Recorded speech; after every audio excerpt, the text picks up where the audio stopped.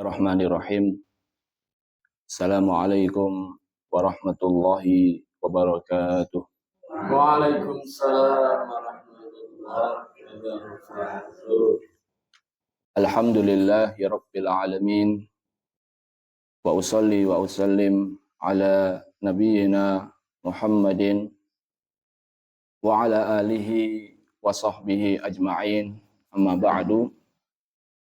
Kaum muslimin dan muslimat rahimani wa rahimakumullahu ta'ala. Pada kesempatan kali ini kita akan kembali melanjutkan membaca hadis-hadis yang dikumpulkan oleh Al-Imam Abdul Ghani Al-Maqdisi rahimahullahu ta'ala di dalam kitab beliau Umdatul Ahkam. Kita masih pada hadis-hadis yang berkaitan dengan puasa. An Abi Darda radhiyallahu ta'ala anhu qala. Dari Abu Darda, semoga Allah ta'ala meridhoinya, ia berkata, kharajna ma'a Rasulillahi sallallahu alaihi wasallam fi syahri Ramadan. Kami pernah keluar bersama Rasulullah sallallahu alaihi wasallam di bulan Ramadan. Fi harrin syadidin, di saat kondisi sangat panas. Hatta in kana ahaduna, sampai-sampai sebagian di antara kami la yad'u yadahu ala ra'sihi min syiddatil har, meletakkan tangannya di atas kepala saking panasnya cuaca. Jadi para sahabat Nabi Shallallahu Alaihi Wasallam di saat mereka safar di bulan Ramadan dan cuacanya saking panasnya sehingga mereka menjadikan tangan mereka sebagai apa? Payung, sebagai adem-adem.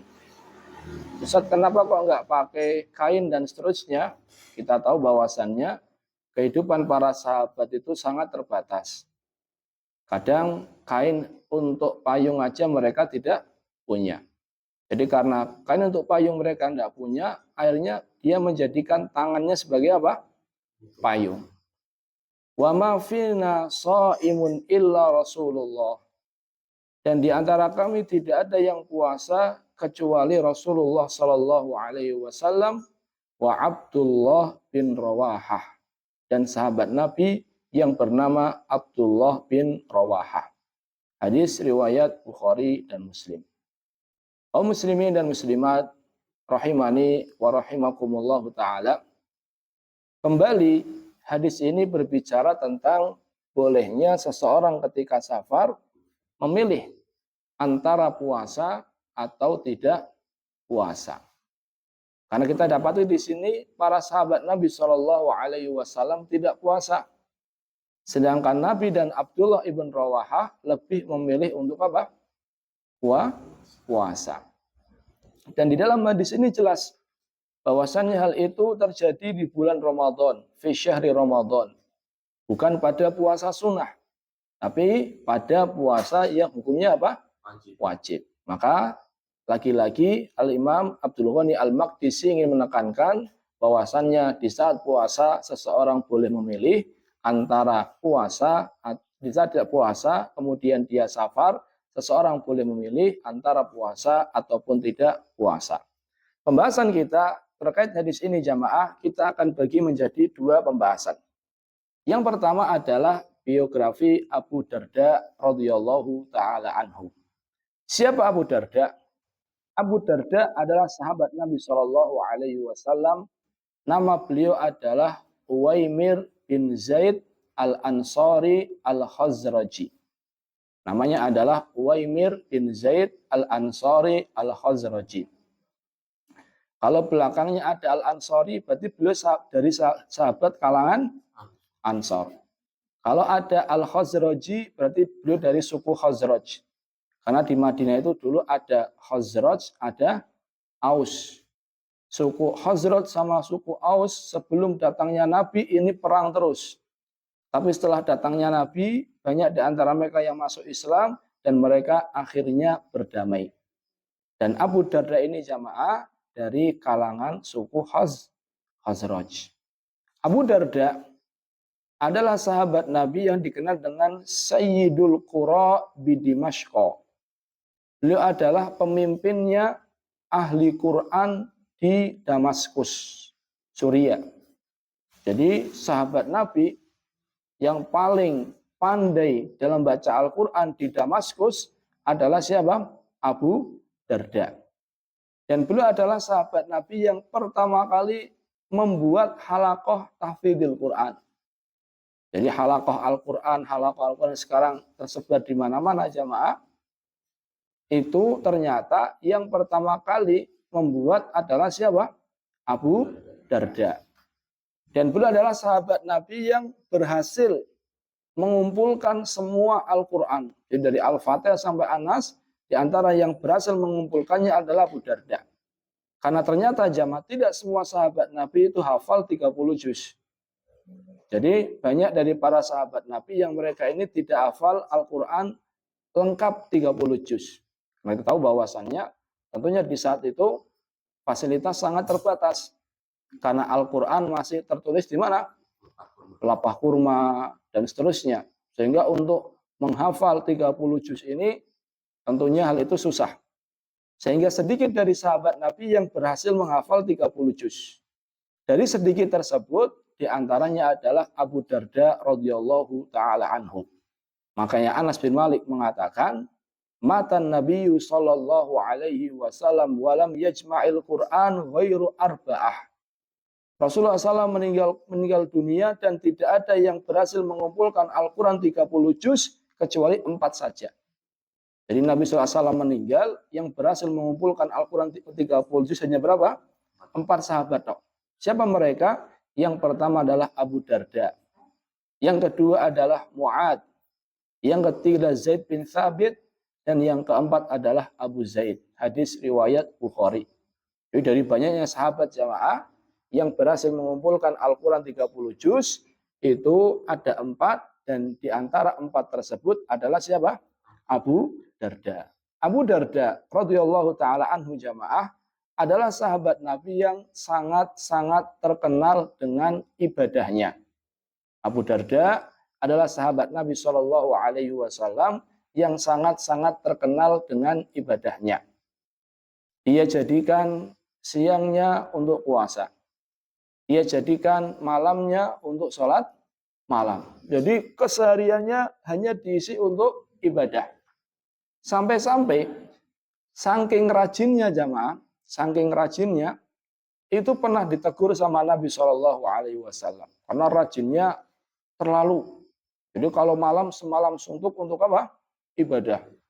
Kemudian siangnya nggak puasa, puasa terus kecuali tentunya di hari-hari yang terlarang seperti hari raya Idul Fitri maupun hari raya Idul Adha. Ini seperti itu terus. Sehingga ditegur sama Nabi Shallallahu Alaihi Wasallam. Kata Nabi Shallallahu Alaihi Wasallam, Inna li jasadika alaika haqqa. Wahai Abu Darda, tubuh ini punya hak untuk istirahat.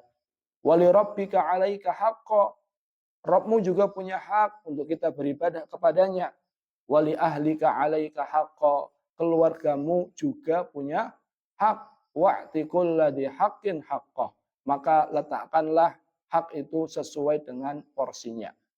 Jadi Abu Darda saking rajinnya ibadah sampai diluruskan sama Nabi Shallallahu Alaihi Wasallam agar meletakkan hak itu sesuai dengan apa? Porsinya. Abu Darda radhiyallahu taala anhu jamaah adalah sahabat Nabi yang terkenal dengan nasihat-nasihatnya.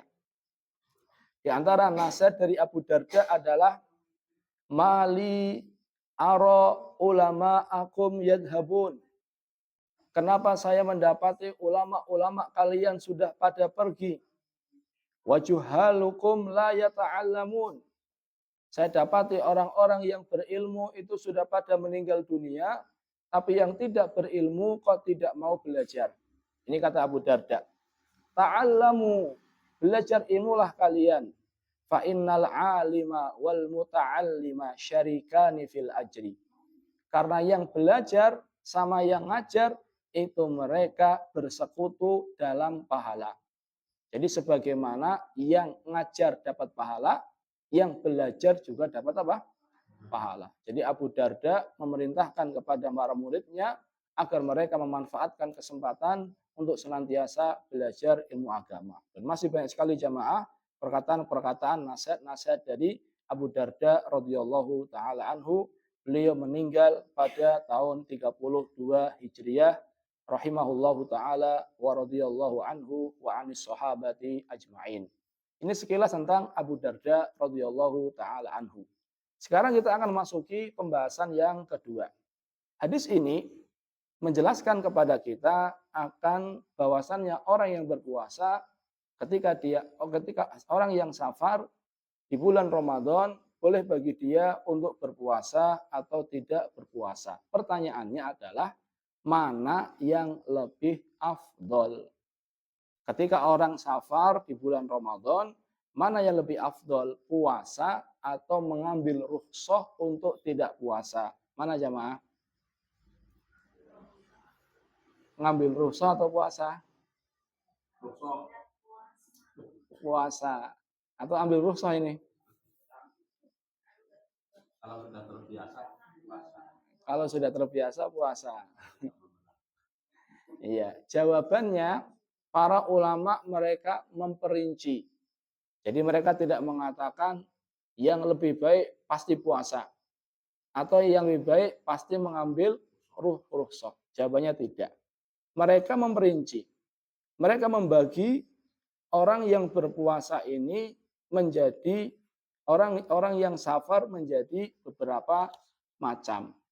Yang pertama, apabila safarnya ini mendatangkan kesusahan yang sangat-sangat susah, sangat berat. Jadi kalau seandainya mereka puasa bisa menjadikan mereka jatuh sakit atau bahkan menjadikan mereka terjatuh ke dalam hal yang lebih dari sakit.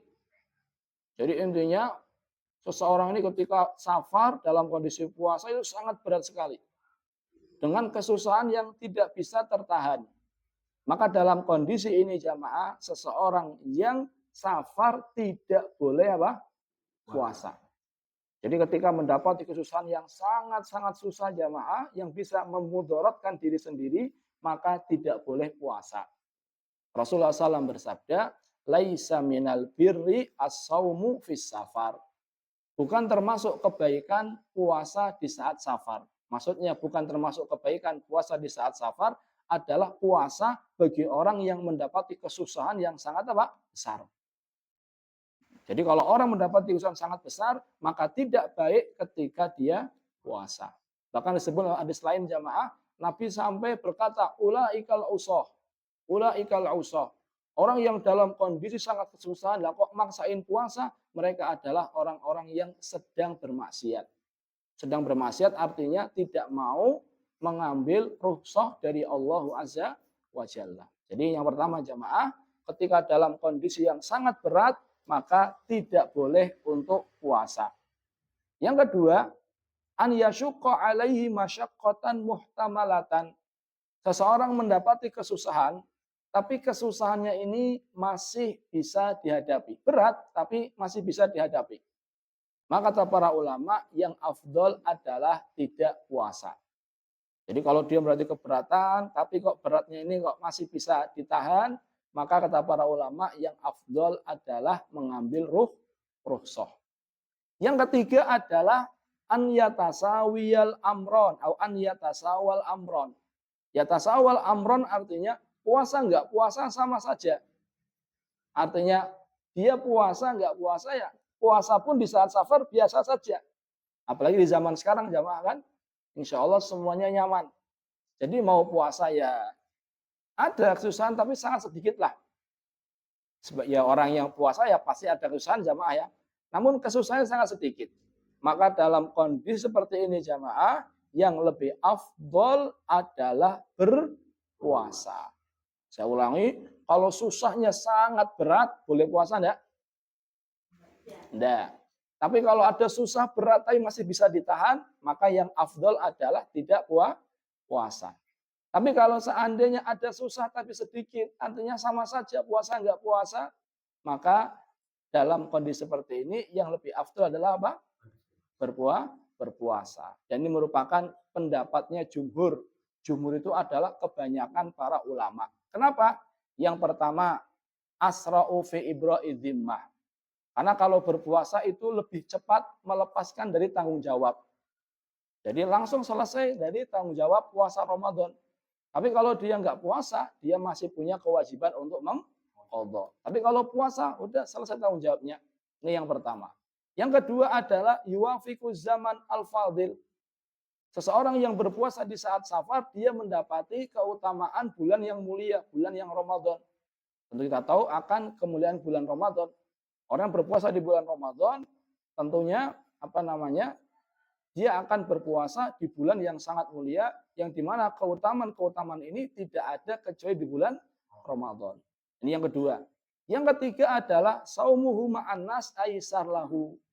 Berpuasa bersama manusia itu lebih ringan bagi dia. Jadi orang kalau puasa Ramadan itu lebih ringan. Kenapa? Karena semuanya ikut puasa. Tapi kalau dia harus mengqadha, maka ini lebih berat. Dan yang keempat adalah inilah praktek Nabi. Jadi Nabi Shallallahu Alaihi Wasallam ketika safar pun beliau apa?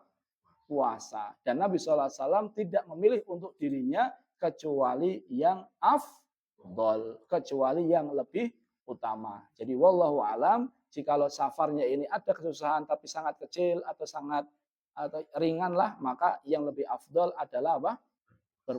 Berpuasa. Wallahu taala alam bisawab. Terima kasih atas perhatiannya. Kita tutup dengan doa kafaratul majlis. Subhanakallahumma bihamdika asyhadu an la ilaha illa anta astaghfiruka wa atubu ilaik. Wassalamualaikum warahmatullahi wabarakatuh. Waalaikumsalam warahmatullahi wabarakatuh.